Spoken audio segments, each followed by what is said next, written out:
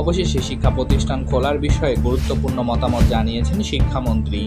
আসসালামু আলাইকুম প্রিয় শিক্ষার্থী বন্ধুরা, তোমরা জানো চলমান কোটা আন্দোলন নিয়ে শিক্ষা প্রতিষ্ঠান বন্ধ রয়েছে।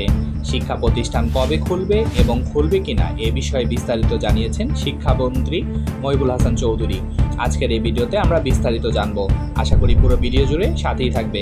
শিক্ষা প্রতিষ্ঠান খোলার পরিস্থিতি নেই বলে জানিয়েছেন শিক্ষামন্ত্রী মহিবুল হাসান চৌধুরী। তিনি বলেন, এই মুহূর্তে শিক্ষা প্রতিষ্ঠান খোলার পরিস্থিতি নেই বলে সোমবার বিকেলে এই 4টার দিকে শিক্ষা মন্ত্রণালয় সম্মেলন কক্ষে পেনশন ইস্যুতে বিশ্ববিদ্যালয়ের শিক্ষকদের সঙ্গে বৈঠকে বসেন শিক্ষামন্ত্রী।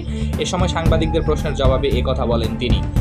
আজও কিছু শিক্ষার্থী রাস্তায় নেমেছে। এমন পরিস্থিতিতে শিক্ষা প্রতিষ্ঠান খোলার বিষয়ে জানতে চাইলে মন্ত্রী বলেন, এ বিষয়ে যারা দায়িত্বপ্রাপ্ত আছেন তাদের সঙ্গে আলোচনা করতে হবে।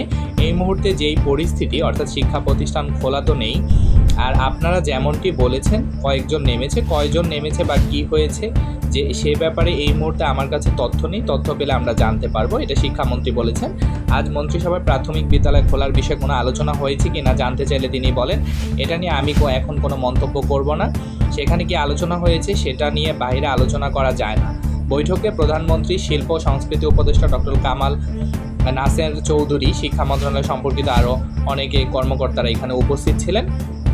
এবং আপনারা জানেন যে শিক্ষা প্রতিষ্ঠান দীর্ঘ প্রায় অনেক দিন যাবতই বন্ধ রয়েছে। তো শিক্ষা প্রতিষ্ঠান কবে খুলবে এ বিষয়ে যে কোনো আপডেট সবার আগে পেতে আমাদের চ্যানেলটি সাবস্ক্রাইব করে পাশে থাকা বেল আইকনটি অল করে রাখবেন। ধন্যবাদ সাথে থাকার জন্য।